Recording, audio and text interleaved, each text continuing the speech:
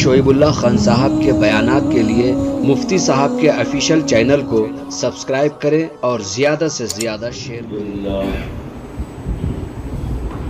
الحمدللہ نحمده ونستعینه ونستغفره ونؤمن به ونتوکل علیہ ونعوذ باللہ من شرور انفسنا ومن سیئات اعمالنا من يهده الله فلا مضل له ومن يضلله فلا هادي له ونشهد أن لا إله إلا الله وحده لا شريك له ونشهد أن سيدنا ومولانا محمدا عبده ورسوله صلى الله عليه وعلى آله وأصحابه وأزواجه وذرياته وسلم تسليما كثيرا كثيرا أما بعد فأعوذ بالله من الشيطان الرجيم بسم الله الرحمن الرحيم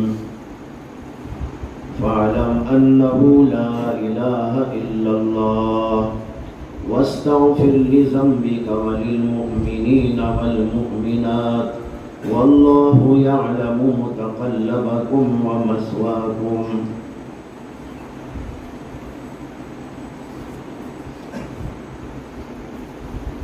اس وقت میں نے آپ کے سامنے قرآن پاک کی سورہ محمد کی ایک آیت تلاوت کی ہے۔ قرآن پاک کی اس آیت کے اندر اللہ کا ارشاد ہے فَاعْلَمْ أَنَّهُ لَا إِلَٰهَ إِلَّا اللَّهُ، جان لو کہ سوائے اللہ کے کوئی بھی معبود نہیں۔ قرآن پاک میں یہ مضمون تو بے شمار مواقع پر ہے،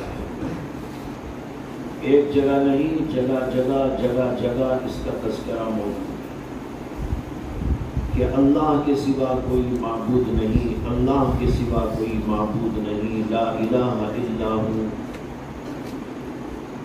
لا الہ الا هو الرحمن الرحیم۔ مختلف الفاظ کے ساتھ یہ مضمون قرآن پاک میں بار بار دہرایا گیا ہے،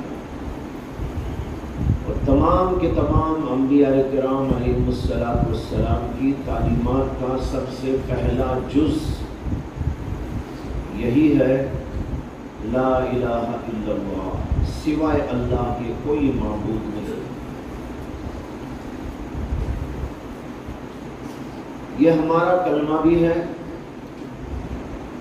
جب کوئی آدمی مسلمان ہونا چاہتا ہے تو یہی کلمہ اس کو سکھایا اور بتایا اور پڑھایا جاتا ہے، لا الہ الا اللہ محمد رسول اللہ صلی اللہ علیہ وسلم۔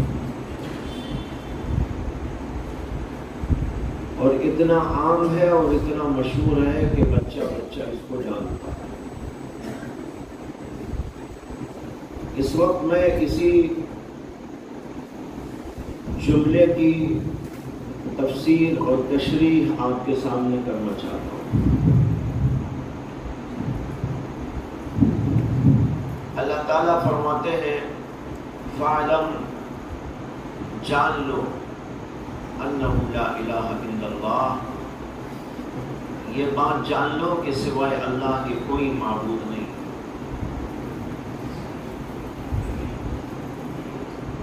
الہ کے معنی آتے ہیں معبود۔ یہ لفظ اصل میں نکلا ہے الہ یعلو، اس کے بہت سے معنی بیان کیے گئے ہیں۔ ان معنی میں سے ایک معنی اس کا ہے توجہ کرنا، ایک معنی اس کا آتا ہے کسی کی طرف لپکنا، ایک معنی اس کا آتا ہے کہ اپنے حالات میں، ضروریات میں، حاجات میں کسی کی طرف رجوع کرنا، اور ایک معنی یہ بھی آتا ہے کہ کسی کے ساتھ عشق و محبت کرنا، اسی لفظ سے یہ ہے، اور پھر اسی سے اللہ کا لفظ بھی بنا ہوا ہے۔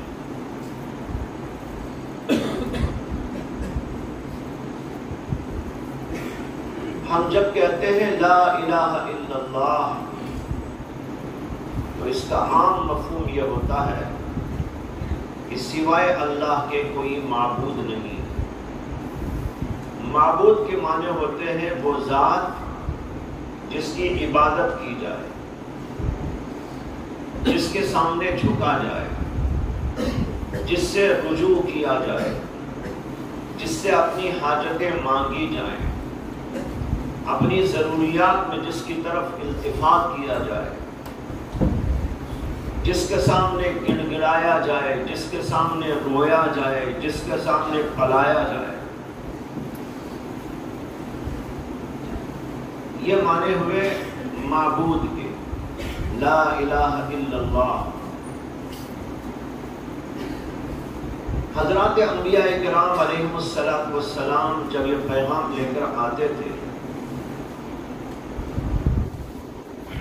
تو لوگ اس کی مخالفت کرتے تھے، اور اس لیے مخالفت کرتے تھے کہ انہوں نے کچھ غلط معبود اور باطل معبود بنا رکھے تھے۔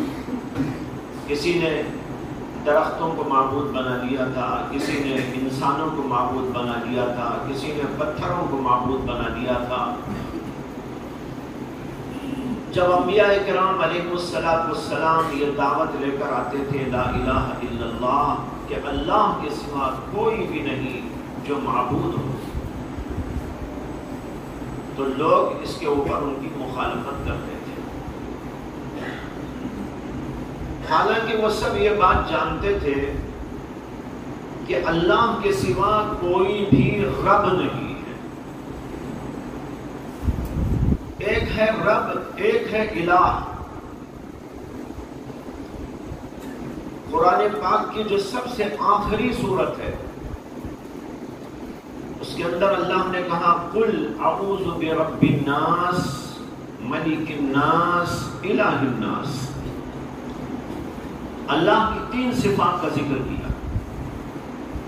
اے نبی آپ کہیے، اے مخاطب یہ کہنا اعوذ برب الناس، میں لوگوں کے رب کی پناہ لیتا ہوں۔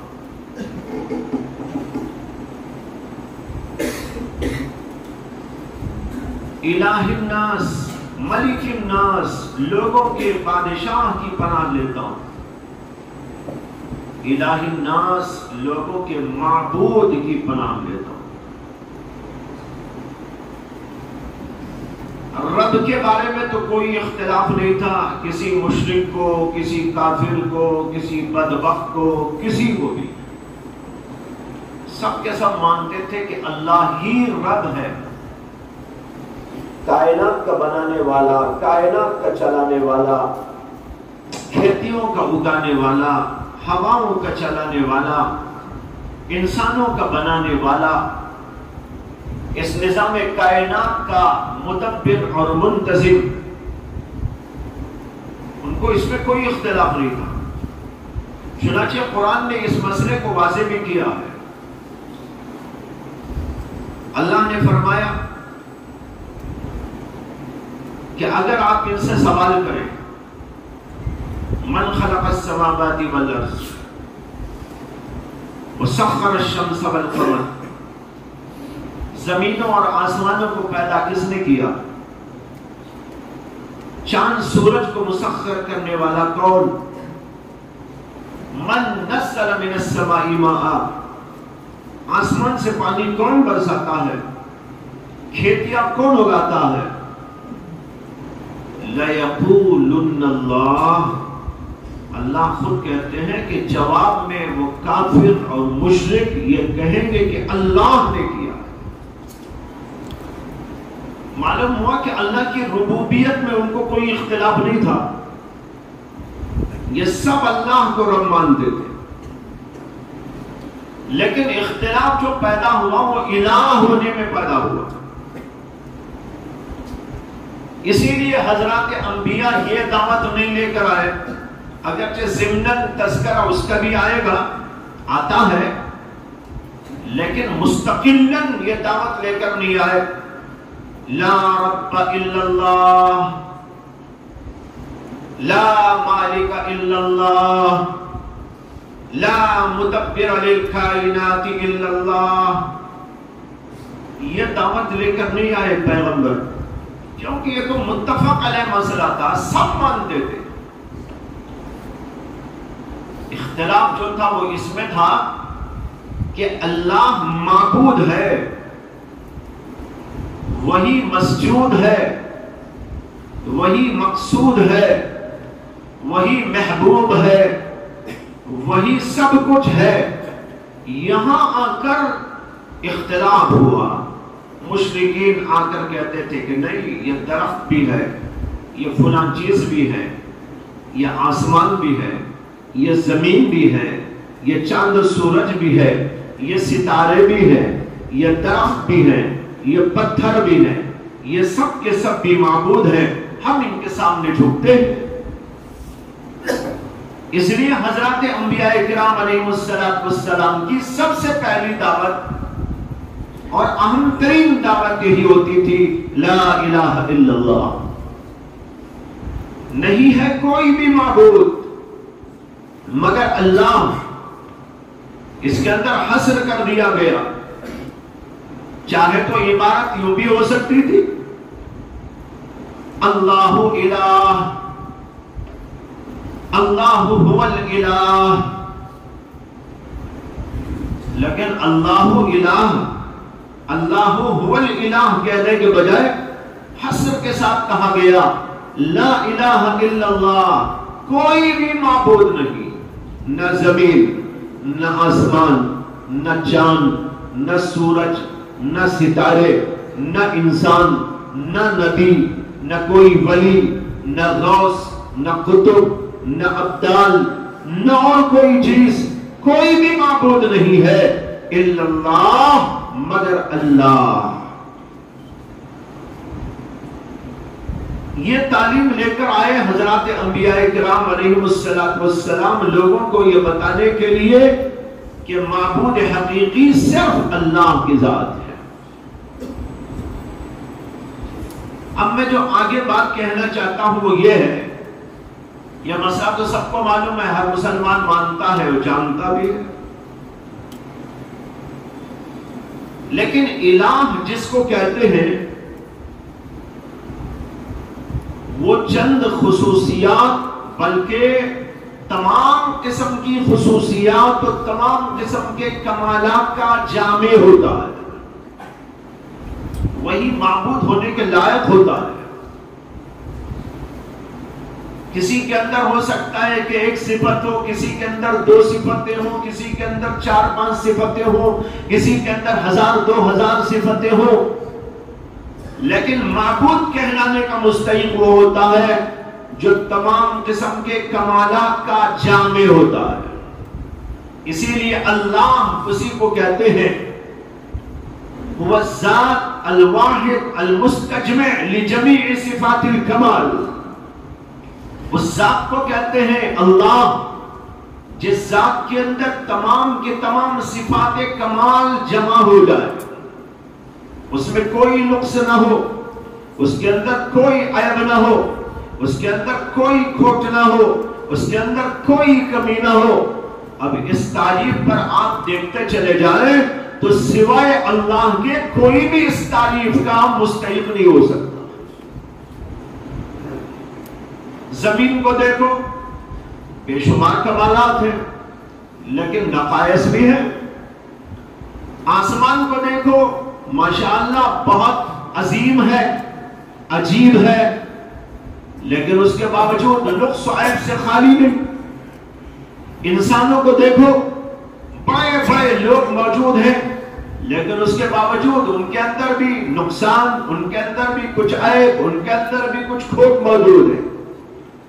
اور انسانوں میں سب سے اعلیٰ ترین ذات جو ہوتی ہے وہ حضرات انبیاء کرام علیہ السلام کی ذات ہوتی ہے. حضرات انبیاء کرام علیہ السلام کو اللہ تبارک و تعالی بڑا جامع کمالات بنا کر بھیجتا ہے، لیکن اس کے باوجود بھی ظاہر ہے کہ اللہ کے مقابلے میں تو حضرات انبیاء کرام علیہ السلام بھی نیچے کے درجے پر ہے.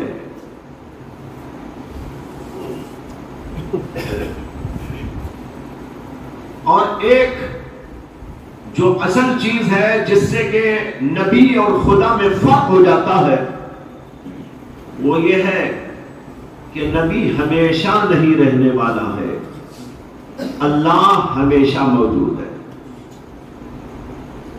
دوسرا یہ کہ نبی بہت سی چیزوں کا محتاج ہوتا ہے، کھانے کا محتاج، پینے کا محتاج اور چیزوں کا محتاج، لیکن اللہ کسی چیز کا محتاج نہیں. اللہ احد، اللہ الصمد، اللہ بے نیاز ہے. کھانے کا، پینے کا، کسی چیز کا وہ محتاج نہیں ہوا کرتا. اور یہی وجہ ہے کہ قرآن کریم نے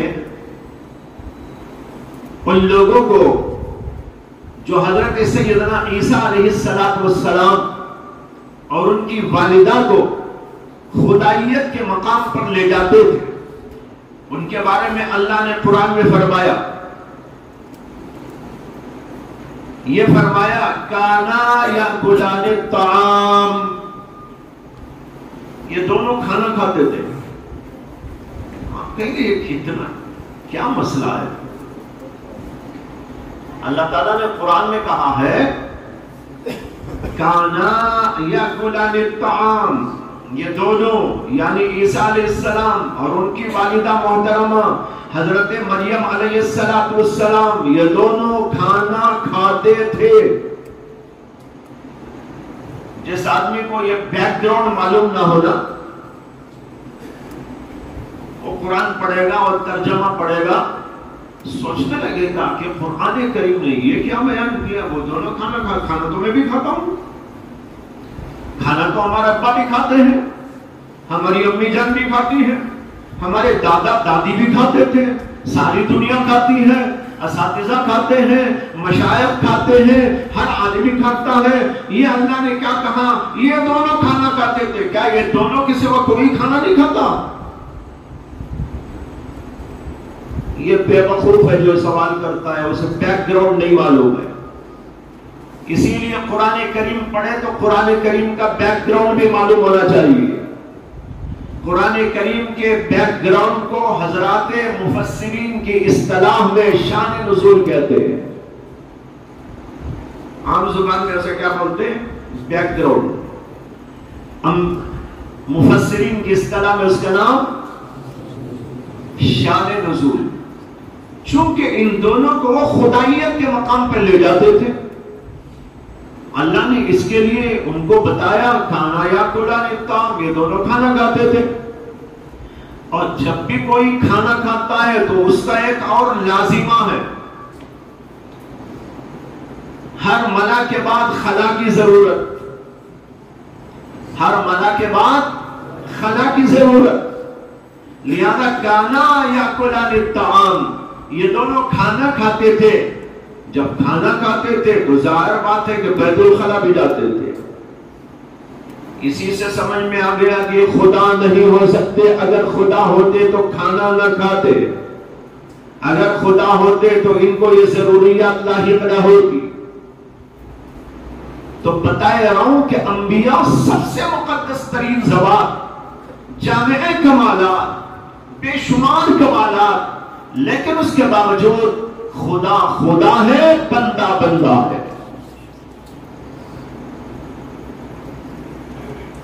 میں یہ عرض کر رہا تھا کہ الہ کون ہوتا ہے؟ الہ وہ ہے جس کے اندر تمام کمالات موجود ہو، ہر قسم کے عیب سے وہ بری اور منزہ و پاک ہو، کسی چیز کا وہ محتاج نہ ہو، ہر قسم کے کمال کا جامع ہو. اس کو کہا جائے گا اللہ اسی کو کہا جائے گا الہ، معبود، جس کے سامنے ہم جھک سکتے ہیں، جس کے سامنے ہم اپنے گھٹنے ٹیک سکتے ہیں، جس کے سامنے سجدہ کر سکتے ہیں، یہی ذات ہو سکتی ہے، اس کے علاوہ کوئی اور نہیں۔ جب یہ سمجھ میں آ گیا تو اب دوسری بات سمجھیے کہ جو ایسا جامع کمالات ہو، ایسا جامع کمالات جو بھی ہوگا اور وہ ایک ہی ذات ہے اللہ کی، تو وہ ذات ہماری محبوب بھی ہوگی۔ آپ دیکھتے ہیں کہ بہت سارے لوگ بہت ساری چیزوں سے محبت کرتے ہیں، محبت کرتے ہیں جمال کی وجہ سے، محبت کرتے ہیں کمال کی وجہ سے، محبت کرتے ہیں عطا و نوال کی وجہ سے، محبت کرتے ہیں خصوصیات کی وجہ سے، بہت ساری چیزوں سے انسان محبت کرتا ہے۔ جب ان چیزوں کی وجہ سے انسان کسی اور چیز سے محبت کرتا ہے، اس لیے کہ کسی کے اندر کمال ہے، کسی کے اندر جمال ہے، کسی کے اندر کچھ عطا و نوال کی صفت موجود ہے، تو پھر یہ دیکھیے کہ یہ صفات اللہ کے اندر علا وجہ لطم موجود ہے۔ اس سے بڑھ کر صاحب جمال کوئی نہیں۔ سورج میں کمال ہے، چاند میں کمال ہے، جمال بھی ہے، کمال بھی ہے، اور عطا و نوال کی صفت بھی ہے کہ ساری دنیا کو نواز رہے ہیں۔ اسی طرح اور بہت ساری چیزیں آپ کو دکھائی دیتی ہیں جن کے اندر کمالات ہیں، جن کے اندر جمال موجود ہے، جن کے اندر دینے اور لوگوں کو نوازنے کی صفات موجود ہے۔ یہ صفات بہت ساری مخلوق کے اندر موجود ہے، لیکن یہاں پر غور یہ کیجئے گا، یہ صفات اگر کسی بھی بندے میں، یہ صفات اگر کسی بھی مخلوق کے اندر موجود ہے، عطا و نوال کی یا جمال کی یا کسی کمال کی، وہ خود اللہ کی عطا کرتا ہے، وہ خود ذاتی طور پر ان چیزوں کا کمال نہیں۔ زمین میں کمال ہے تو اللہ نے دیا، آسمان میں کمال ہے تو اللہ نے دیا، انسان میں کمال ہے تو اللہ نے دیا، نبی میں کمال ہے تو اللہ نے دیا، ولی میں کمال ہے تو اللہ نے دیا۔ ہر چیز کے اندر دیکھتے چلے جاؤ، اسی طریقے پر جمال اگر کسی چیز کے اندر موجود ہے وہ اللہ کا دیا ہوا ہے۔ اب سوچنا یہ ہے کہ جو ان کمالات کو ساری دنیا میں بانٹنے والا، اپنی مخلوقات کو نوازنے والا، اور اسی طرح یہ جمالات یہ اللہ کا سب مخلوقات کو دینا اسی کی طرف سے ہے، تو خود وہ کیسا صاحب کمال ہوگا، وہ خود کیسا صاحب جمال ہوگا، وہ خود کیسا عطا و نوال والا ہوگا۔ یہ یہاں پر سوچ لیجئے، اس سے سمجھ میں آئے گا کہ اللہ کی ذات ان تمام صفات کے اعتبار سے سب سے زیادہ کامل ہے۔ اس لیے اگر کوئی ذات محبوب ہو سکتی ہے تو وہ سب سے زیادہ اللہ کی ذات محبوب ہو سکتی ہے۔ اس لیے حضرات صوفیاء کرام لا الہ الا اللہ کی تفسیر کرتے ہوئے کہتے ہیں لا الہ اے لا معبود الا اللہ، اور کہتے ہیں لا محبوب الا اللہ۔ اس کا معنی کیا ہوا؟ اللہ کے سوا کوئی معبود نہیں جس کے سامنے ہم سر جھکائے، جس کے سامنے ہم گھٹنے ٹیکے، جس کے سامنے ہم جھک جائے، جس کی ہم عبادت کرے، سوائے اللہ کے کوئی ایسا نہیں۔ کیوں ایسا نہیں؟ اس لیے کہ وہی کمالات والا، وہی صفات والا، جب وہ علا وجہ کمال یہ تمام صفات و کمال رکھتا ہے تو وہی ایسا بھی ہے کہ جس سے سب سے زیادہ محبت کی جائے، اس کے سوا کسی کا ایسی محبت اور کسی سے ایسا عشق نہ ہو جیسے کہ اللہ سے عشق ہوتا ہے۔ لہذا لا معبود الا اللہ میں چھپا ہوا ایک یہ بھی ہے لا محبوب الا اللہ، اللہ کے سوا کوئی محبوب نہیں۔ جب ہم عبادت کریں تو ہماری عبادت ترقی کرنی چاہیے، ہماری نماز، ہمارا سجدہ، ہمارا ذکر، ہماری تسبیحات، ہماری ہر قسم کی عبادات وہ عبادات میں ہے تو وہ عبادات ترقی کرتے کرتے محبوبیت کو اپنے اندر پیدا کرے، یعنی اللہ کی محبوبیت، معبودیت آ جائے لیکن محبوبیت نہ آئے تو ہماری عبادت ناقص عبادت ہے۔ سجدے کی کیفیت محبانہ ہو اور ذکر کی کیفیت عاشقانہ ہو، زبان سے اگر اللہ اللہ نکل رہا ہو وہ صرف زبان سے نہ نکل رہا ہو، دل کے اندر کے تمام حواشی سے نکل رہا ہو، تمام جوانبوں سے نکل رہا ہو، اور ہم اللہ اللہ کہیں تو اللہ کی محبت اندر سے ہم کو مجبور کرے کہ ہم اللہ کہیں۔ ایک ہوتا ہے زبانی ذکر،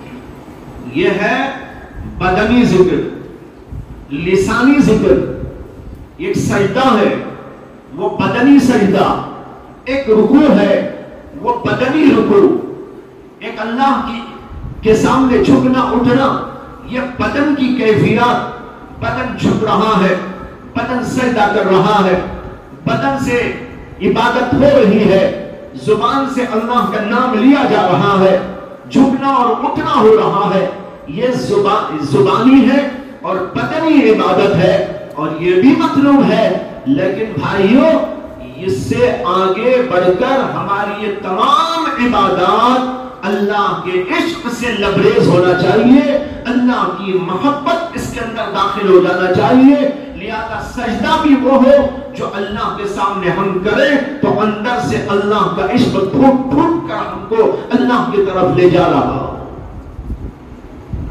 زبان سے اللہ کا ذکر نکل رہا ہو تو اس کے اندر بھی وہی کیفیت ہو، اندر اندر اندر اندر انسان کو اللہ کا عشق پگھال رہا ہو، اسی کا نام دراصل محبوبیت، اللہ کی محبوبیت کی شان، اور یہ شان اس لیے آنا ہے کہ جب آپ اللہ کی عبادت اس لیے کر رہے، وہی سارے کمالات کا جامع، وہی زمین کا بنانے والا، وہی آسمان کا پیدا کرنے والا، وہی ان میں حسن و جمال رکھنے والا، وہی ان کے اندر کمالات رکھنے والا، وہی کھیتیوں کو اگا کر آپ پر عطا و نوال کرنے والا، وہی سورج کو پیدا کر کے اس کی شعاعوں کے ذریعے اور اس کی روشنی کے ذریعے آپ کو مالا مال کرنے والا، ہر چیز کو پیدا کر اس نے اپنے عطا و نوال کی بارشوں کا ایک سلسلہ جاری کر رکھا ہے، اس لیے آپ جب اسے معبود سمجھ کر اس کے سامنے جھکتے ہیں، سجدہ کرتے ہیں، رکوع کرتے ہیں، ذکر کرتے ہیں، اس کے نام کو اپنے زبان پر چاہتے ہیں، تو یہاں پر یہ بھی ہونا چاہیے یہ سب کچھ اللہ کی محبت میں ہو رہا ہو، اس لیے کہ اللہ کی محبت اس لیے ہے کہ اس کے اندر وہ شان موجود ہے جو محبوبیت والی شان ہوتی ہے۔ لیکن اب عام طور پر جو ہماری نماز ہے وہ ہمارے جسموں تک محدود ہے، جسم جھک رہا ہے، جسم اٹھ رہا ہے، جسم سجدے میں ہے، سر سجدے میں گیا ہے، زبان پر اللہ کا نام ہے، زبان پر تلاوت ہو رہی ہے، سب کچھ ہمارے اٹھنے بیٹھنے سے تعلق رکھ رہا ہے۔ یہ عبادت اگرچہ مطلوب ہے اور ہونا ضروری ہے، بغیر اس کے کام نہیں چلے گا، لیکن اس پر کفایت نہیں ہونی چاہیے، بلکہ ایک درجہ اور بڑھنا ہے۔ اس کا میں نے عرض کیا یہ درجہ کیا ہے؟ محبوبیت والا درجہ، معبودیت سے محبوبیت تک پہنچو۔ جب اللہ کا عشق آ جائے گا، اور یہ آئے گا کیسا؟ اسی پر غور و فکر کرنے سے، زمین کو دیکھ کر، آسمان کو دیکھ کر، چاند و سورج کو دیکھ کر، اور اللہ کے کمالات اس میں جو نمایاں ہیں نظر آ رہے ہیں اس کو دیکھ کر، دیکھ کر سمجھ میں آئے گا۔ مولانا روم نے کہا ہے کہ قیامت کے دن جب انسان جائے گا اللہ کے دربار میں اور دنیا والوں کی محبت میں گرفتار رہ کے جائے گا، کوئی زمین کی محبت میں، کوئی آسمان کی محبت میں، کوئی چاند کی محبت میں، کوئی سورج کی محبت میں، کوئی کسی عورت کی محبت میں، کوئی کسی مرد کی محبت میں، اللہ اسے پوچھیں گے بتاؤ میرے اندر حسن زیادہ ہے کہ سورج کے اندر، چاند کے اندر چمک زیادہ ہے کہ میرے اندر؟ اور تو مردوں کے اندر حسن و جمال تم کو دکھائی دے رہا تھا، لیکن اس حسن و جمال سے میرا حسن و جمال تم کو نظر نہیں آیا۔ تم کو مٹھائیاں کھا کھا کر مٹھائیوں کی لذت تو معلوم ہوئی، لیکن میرے اندر کی شیرینی کا پتہ تمہیں نہ چلا۔ مولانا روم لکھ رہے ہیں، یہ ان کے اشعار مجھے یاد نہیں، ترجمہ اس کا پیش کر رہا ہوں۔ اللہ پوچھے گا کہ تم کو میرا حسن نظر نہیں آیا، میرا جمال نظر نہیں آیا، میرا سورج نظر آیا لیکن میں نظر نہیں آیا، میرا چاند تو نظر آیا لیکن چاند کے اندر سے میرا کمال تم کو دکھائی نہ دیا، میرا آسمان تو تم کو نظر آیا لیکن میرے آسمان میں مجھے تم نے نہیں دیکھا، میری زمین کو تو تم نے مشاہدے میں لایا لیکن اس زمین کو دیکھ کر میری بڑائی، میری عظمت، میری جلالت، میری محبوبیت، میری معبودیت یہ تمہاری سمجھ میں نہیں آئی۔ بتاؤ اس کا کیا جواب ہے تمہارے پاس؟ لہذا ہم عبادت کریں تو عبادت کو پہنچاؤ مقام محبوبیت تک۔ حضرات صوفیاء کرام فرماتے ہیں کہ ایک ہے بدنی عبادت اور ایک ہے قلبی عبادت۔ بدنی عبادت تو سجدہ ہو رہا ہے، رکوع ہو رہا ہے، یہ جسم کی حرکتیں، لیکن ایک اس سے آگے بڑھنا ہے، وہ ہے دل کی عبادت، اور دل کی عبادت یہ ہے کہ اللہ کی محبت اس کے اندر گھس جائے، اللہ کا عشق اس کے اندر راسخ ہو جائے۔ سجدہ کرو وہ عاشقانہ سجدہ ہو، رکوع کرو تو عاشقانہ رکوع ہو، ذکر کرو تو عاشقانہ ذکر ہو، تلاوت ہو تو عاشقانہ تلاوت ہو۔ ہر چیز کے اندر، ہر عبادت کے اندر صرف جسم ہی نہیں بلکہ روح اور اس کا ہمارا قلب اس کے ساتھ میں شامل ہو جائے۔ یہ ہے مقام محبوبیت۔ لہذا لا الہ الا اللہ، جان لو کہ اللہ کے سوا کوئی معبود نہیں۔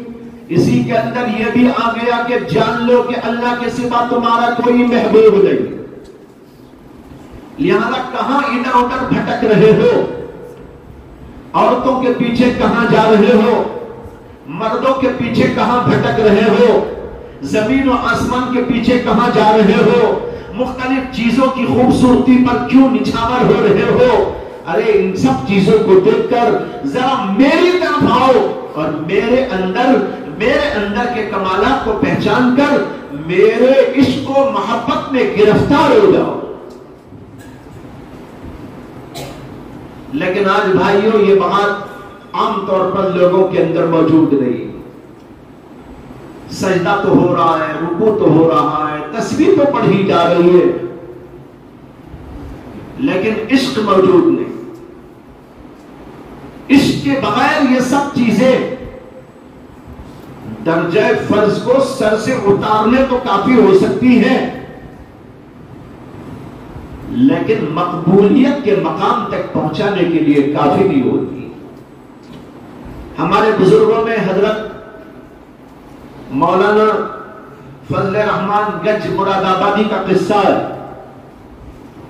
انہوں نے فرمایا کہ جب میں سجدہ کرتا ہوں تو مجھے ایسا محسوس ہوتا ہے کہ اللہ نے مجھے گود میں اٹھا کے پیار کر لیا ہے۔ کہتے ہیں کہ مجھے ایسا محسوس ہوتا ہے کہ اللہ نے گود میں اٹھا کے پیار کر لیا ہے. یہ ایک عاشقانہ کیفیت کا مستعار لب و لہجہ ہے. عاشقانہ کیفیت کا مستعار لب و لہجہ ہے. اس لیے کہ ان کے پاس الفاظ نہیں تھے اس بات کو پیش کرنے کے لیے، اس لیے انہوں نے اس انداز سے پیش کیا، اللہ نے گود میں اٹھا کے پیار کر لیا. ایک بچے کو اگر ماں گود میں اٹھا کر اسے اپنے سینے سے لگا کر پیار کرتی ہے، کیا سکون ملتا ہے، اس کے دل کا کیا حال ہوتا ہے. کہتے ہیں کہ وہی حال میرا ہوتا ہے. یہ الفاظ مستعار لے لیے اللہ کے لیے، ورنہ تو اللہ کے لیے گود کا سوال نہیں اور پیار کے لفظ کا وہ مطلب بھی نہیں جو اللہ کے لیے استعمال کیا جائے تو لیا جاتا ہے. لیکن بہرحال کوئی لفظ ان کے پاس موجود نہ تھا تو ان الفاظ کو مستعار لے کر پیش کیا کہ جب میں سجدہ کرتا ہوں تو ایسا محسوس کرتا ہوں گویا کہ اللہ نے گود میں اٹھا کے پیار کر لیا ہو. اس لیے بھائیو ہمیں چاہیے کہ ہم عبادت کریں اور عبادت کو عاشقانہ انداز پر کرنے کی کوشش کریں. اب سوال یہ ہے یہ عاشقانہ کیفیت ہم میں پیدا کیسے ہو؟ اس کو پیدا کرنے کے لیے اللہ کا عشق پیدا کرنا ہوگا. اللہ نے اپنے عشق پیدا کرنے کے بے شمار ذرائع پیدا کر دیے، لیکن کتنا اندھا ہے وہ جسے نظر نہیں آتا، کتنا بہرا ہے وہ جسے سنائی نہیں دیتا، کتنا دل کا اندھا ہے وہ جو ان چیزوں کو سمجھنے سے قاصر ہے. سورج کو دیکھ کر کیا خدا کا جمال سمجھ میں نہیں آتا؟ چاند کو دیکھ کر کیا اللہ کا حسن ظاہر نہیں ہوتا؟ کیا ان ساری مخلوقات کو دیکھ کر اللہ کا کمال و جمال ظاہر نہیں ہوتا؟ اللہ نے پوری کائنات کا ذرہ ذرہ اس کے لیے پیدا کیا کہ ان کو دیکھ کر سمجھو میرے کمال کو، میرے جمال کو، میرے حسن کو، میرے عطا و نوال کو، میری ہر خوبی کو. ان سب چیزوں کو سمجھنا ہو تو ان کے اوپر نظر دوڑاتے رہو. لیکن ہمارا حال تو ان سائنسدانوں کی طرح ہو گیا جو سائنسدان دن رات سائنٹیفک مختلف قسم کے مراحل سے گزارتے رہتے ہیں چیزوں کو، عجیب حیرت انگیز چیزوں کو نکالتے ہیں، لیکن انہیں یہ نہیں سمجھ میں آتا کہ ان سب چیزوں کو پیدا کرنے والا کوئی موجود ہے. وہ زمین میں پھنس گئے، وہ آسمان میں پھنس گئے، کوئی چاند میں پھنس گیا، کوئی سورج میں پھنس گیا، کوئی کائنات میں پھنس گیا، کوئی سمندر میں ڈبکیاں مارنے لگا اور کوئی کہیں رہ گیا. لیکن اس نے یہ نہیں سمجھا، اس لیے کہ اس کا دل اندھا ہے اور اس کی آنکھیں بے نور ہے، اس لیے وہ نہیں سمجھ پائے کہ ان چیزوں کے اندر سے تو بول رہا ہے اللہ. زمین سے خدا کی آواز آ رہی ہے، انی انا اللہ. حضرت موسیٰ علیہ السلام تشریف لا رہے تھے، پیغمبری کا عہدہ ابھی ملا نہیں تھا، رات کا وقت تھا، بیوی ساتھ میں موجود تھی اور حاملہ بھی تھی، سخت سردی پڑ رہی تھی، ان کو اس وقت کچھ گرمی کی ضرورت تھی، آگ کی تلاش ہو رہی تھی. اتنے میں انہوں نے دیکھا کہ ایک جگہ پر آگ معلوم ہو رہی ہے، تو انہوں نے بیوی سے کہا یہیں ٹھہری رہنا، مجھے آگ نظر آ رہی ہے، میں جاؤں گا وہاں پر اور آگ لے کے آتا ہوں، اگر آگ نہ بھی ملی تو وہاں کوئی آدمی تو ہوگا، پتہ دریافت کر کے آ جاتا ہوں. یہ کہہ کر وہاں پر تشریف لے گئے، وہاں پر گئے، وہاں سے آواز آ رہی تھی ایک درخت کے اندر سے اور اس بقعہ مبارکہ سے، وادی مقدس سے آواز کیا آ رہی تھی؟ انی انا اللہ. اب یہ آواز کس کی آواز تھی؟ زمین کی آواز تھی، درخت کی آواز تھی یا اور کسی چیز کی آواز تھی؟ یہ آواز تو اللہ کی آواز تھی. جیسے وہاں پر اللہ کی آواز حضرت موسیٰ علیہ السلام کو سنائی دی، اسی طرح ہر چیز بول رہی ہے انی انا اللہ، انی انا اللہ۔ زمین بولتی ہے، آسمان بولتا ہے، چاند سورج بولتے ہیں، انسان اور جانور بولتے ہیں، ہر چیز بولتی ہے، لیکن بھائی اس کو سمجھنے کے لیے موسیٰ کے کان بھی چاہیے، اس کو دیکھنے کے لیے پیغمبروں کی آنکھ چاہیے۔ آپ کہیں گے ہم پیغمبر تو ہو نہیں سکتے، ہم موسیٰ تو ہو نہیں سکتے، ہم محمد صلی اللہ علیہ وسلم تو ہو نہیں سکتے، ہم آدم تو نہیں ہو سکتے، ہم اسحاق تو نہیں ہو سکتے، ہم ابراہیم تو نہیں ہو سکتے، اور پیغمبر ہم نہیں ہو سکتے، تو پھر ہم کو کیسے پتہ چلے گا؟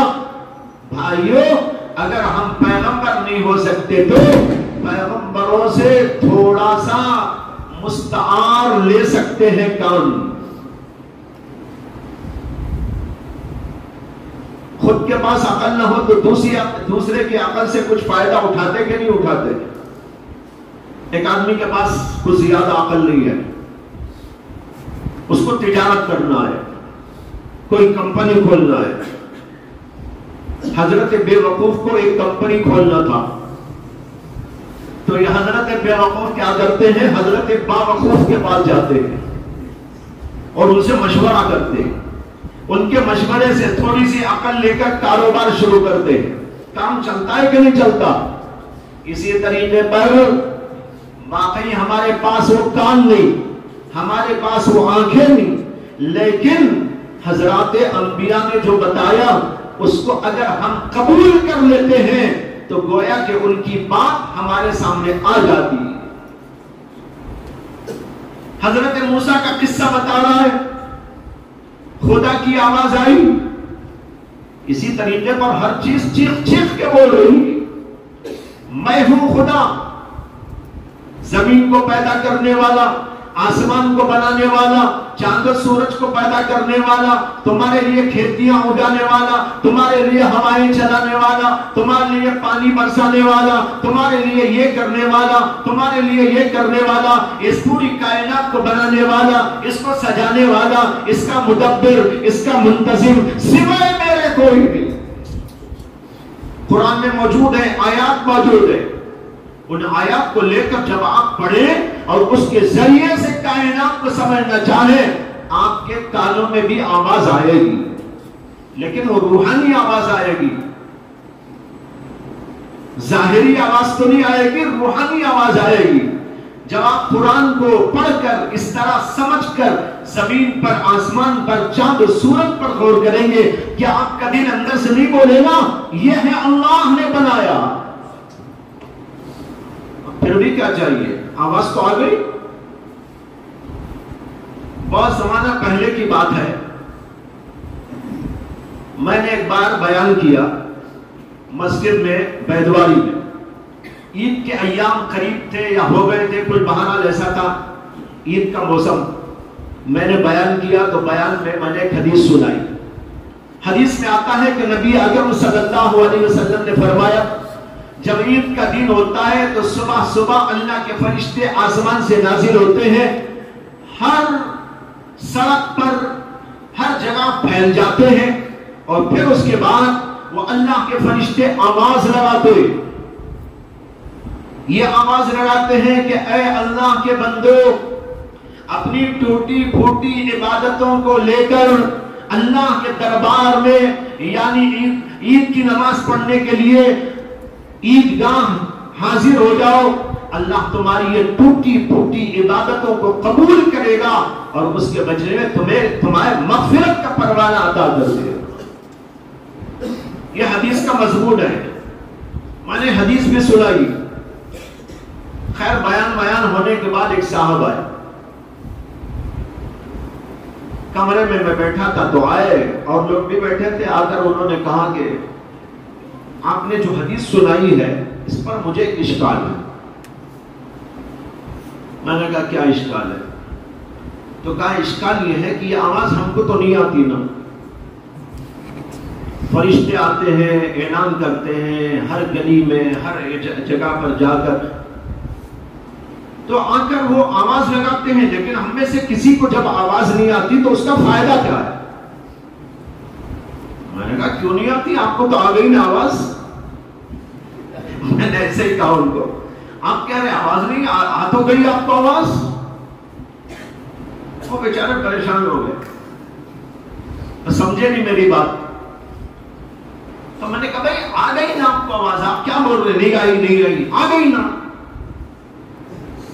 تب بھی نہیں سمجھے ہو. میں نے کہا میں نے جب کہا تو آپ کو آواز آئی کہ نہیں آئی؟ نبی نے ہم کو بتایا، اور چلتے چلتے چلتے نبی کا پیغام یہاں تک پہنچا. بیدواڑی کی مسجد میں بیٹھ کر شعیب اللہ نے آپ کو پہنچا دیا.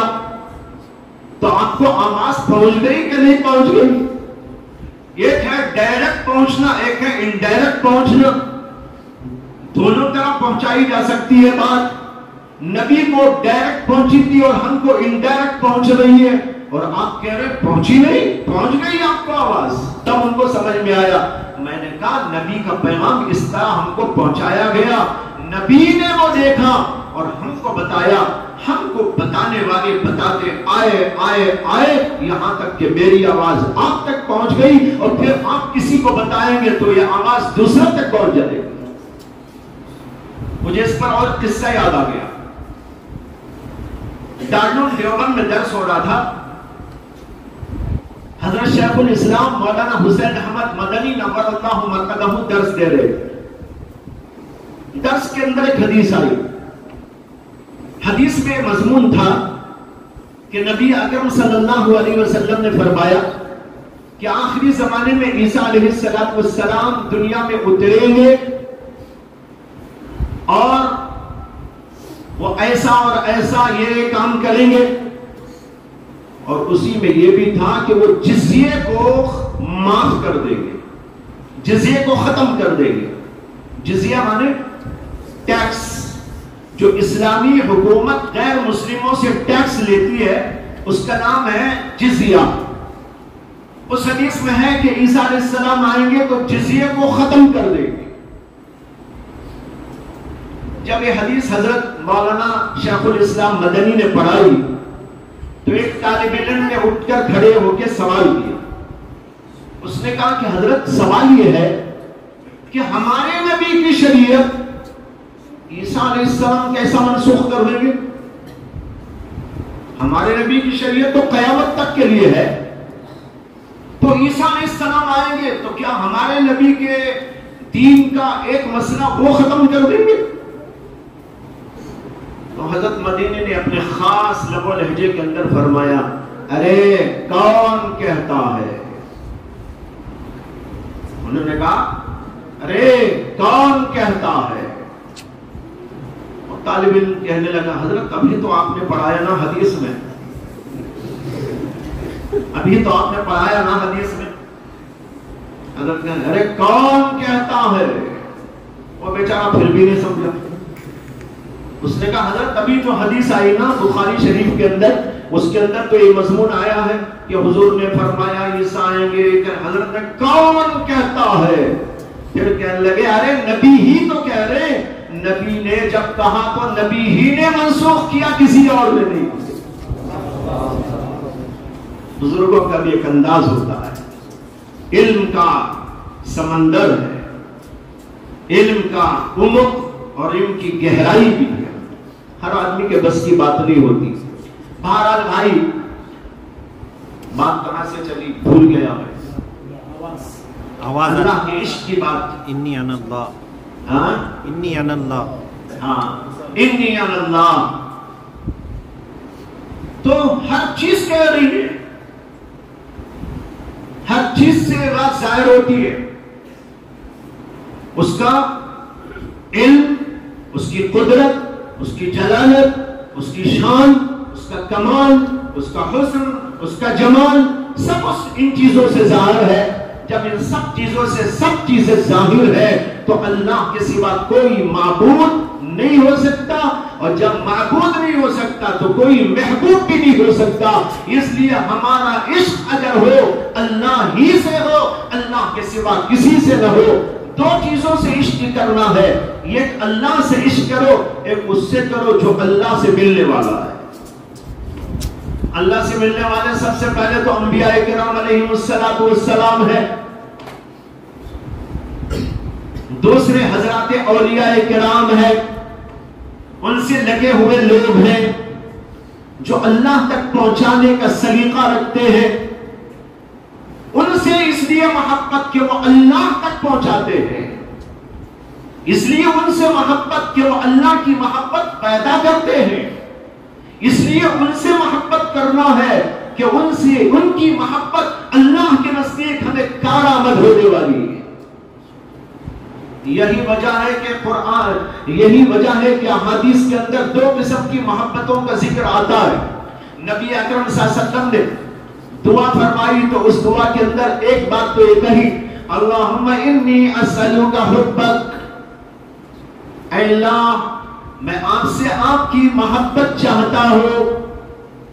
اس کے بعد نے فرمایا انی اسألک حبک وحب من ينفعنی حبہ عندک، جس کی محبت آپ کے پاس کام آنے والی ہے میں اس کی بھی محبت چاہتا ہوں۔ وہ اللہ کے نیک بندے، اللہ کے ولی، اللہ کے دوست، اللہ سے تعلق رکھنے والے۔ کسی نے کہا کہ اگر اللہ سے تعلق پیدا کرنا چاہتا ہے تو ان سے راہ پیدا کر جو اللہ سے ملنے والے ہیں۔ اگر تو اللہ سے ملنا چاہتا ہے تو ان لوگوں کے پاس تیرا آنا جانا، تیرا تعلق ہونا چاہیے جو اللہ سے ملتے رہتے ہیں، تہجد میں ملتے ہیں، ذکر میں بیٹھ کے ملتے ہیں، تلاوت کرتے ہوئے ملتے ہیں، ساری دنیا جب سوتی ہے تو وہ خدا کو یاد کرتے ہوئے ہوتے ہیں۔ وہ جب اللہ سے ملنے والے ہیں تم ان سے ملا کرو، وہ تمہیں کبھی کبھی ملا دیا کریں گے۔ سمجھ میں آیا کہ نہیں آیا؟ جو اللہ سے ملنے والے ان سے تم ملو گے تو وہ تم کو وہاں ملانے کی کوشش کریں گے۔ اس سے معلوم ہوا کہ اہل اللہ کی محبت چاہیے، اہل اللہ سے تعلق صحیح چاہیے۔ ایک حدیث میں ہے کہ نبی اکرم صلی اللہ علیہ وسلم نے فرمایا ثلاث من وجد فیہن من کن فیہ وجد بہن حلاوت الایمان، تین چیزیں ایسی ہیں جن کے اندر وہ تین چیزیں پائی جائیں اسے ایمان کی حلاوت اور ایمان کی مٹھاس ملتی ہے۔ کیا تین چیزیں؟ ان میں سے پہلی چیز فرمایا من احب اللہ ورسولہ، من کان اللہ ورسولہ احب الیہ مما سواہ، اللہ اور اللہ کے رسول کی محبت اس کے نزدیک تمام چیزوں کی محبت پر غالب ہو۔ دیکھو اس میں اللہ کی محبت کے ساتھ اللہ کے رسول کی محبت، یہ دونوں ساتھ ساتھ ہیں، دونوں کو ساتھ میں رکھنا ہے، اس لیے دونوں کو جوڑ کے بتایا من کان اللہ ورسولہ احب الیہ مما سواہما، اللہ اور اللہ کے رسول کے سوا کوئی ان کے نزدیک سب سے زیادہ محبوب نہ ہو، اللہ ہی سب سے بڑا محبوب، اللہ کا رسول ہی ان کے نزدیک سب سے زیادہ محبوب۔ دوسری بات فرمائی ومن احب عبدا لا يحبه الا للہ، دوسری صفت یہ ہے کہ کسی اللہ کے نیک بندے سے محبت کرو اور اللہ ہی کے لیے کرو۔ من احب عبدا، جو کسی اللہ کے نیک بندے سے، یہاں پر سمجھ لے عبدن سے مراد ہے عبدن صالحن، ہر ایک سے نہیں، کوئی آدمی کسی سے بھی محبت کر لے اور کہنے لگے میں اللہ سے محبت کر رہا ہوں، فاسق سے، فاجر سے، کافر سے، مشرک سے، بدبخت سے، اور کہنے لگے میں اللہ کے لیے محبت کر رہا ہوں۔ نہیں، اللہ کے لیے محبت کس سے ہوگی؟ نیک بندے سے ہوگی۔ من احب عبدا، جو اللہ کے کسی نیک بندے سے محبت رکھتا ہے، لیکن وہ محبت بھی کیسی ہو؟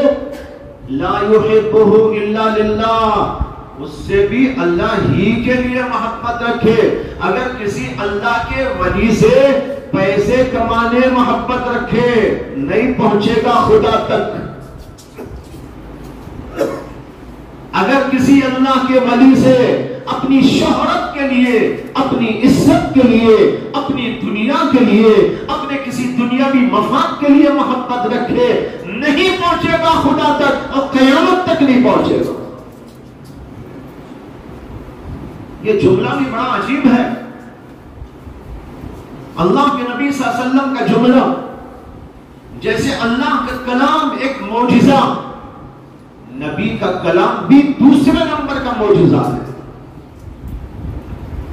ورنہ اللہ کے نبی اتنا کہہ دیتے من احب عبدا، یہ کہنے کی کیا ضرورت، یہ بھی کہہ دیتے من احب عبدا صالحا، بات ختم ہو گئی۔ لیکن آگے کہہ رہے ہیں لا يحبه الا للہ، وہ اللہ کے سوا کسی اور غرض سے محبت نہ رکھے۔ اگر کسی اور وجہ سے اللہ کے ولی ہی سے تم محبت کیوں نہ کرو، کبھی خدا تک نہیں پہنچ سکتے۔ یہ نقطہ ہمیشہ یاد رکھنا ہے۔ آج دنیا میں بہت سے لوگ ایسے ہیں جو اللہ کے نیک بندوں سے لگے رہتے ہیں، لیکن اپنے اپنے مفادات کے لیے، اپنے اپنے مقاصد کے لیے، اپنی کسی شہرت کے لیے، اپنی دنیاوی کسی چیز کے لیے، نفع کے لیے، ایسے لوگوں کو کبھی خدا نہیں ملتا۔ اللہ کے ولی سے محبت اللہ ہی کے لیے کرو، تب اللہ مل جائے گا، بہت جلدی مل جائے گا۔ لیکن افسوس تو یہ ہے کہ اولاً تو محبت کرتے نہیں، اور اگر کرتے ہیں تو کوئی نہ کوئی مفاد اور کوئی نہ کوئی ادھر ادھر کی چیزیں آ کر اسے اس کا راستہ ڈائیورٹ کر دیتی ہیں، اس وجہ سے اللہ تک پہنچنے میں دیر ہو جاتی ہے۔ اس لیے عرض کیا میں نے، دو چیزیں، دو محبتیں، ایک اللہ اور اللہ کے رسول کی محبت، ایک اللہ کے ولی کی محبت جو محض اللہ کی خاطر ہو۔ یہ محبت اللہ کے لیے جب ہوتی ہے، یہ بھی اللہ تک پہنچانے والی محبت ہوتی ہے۔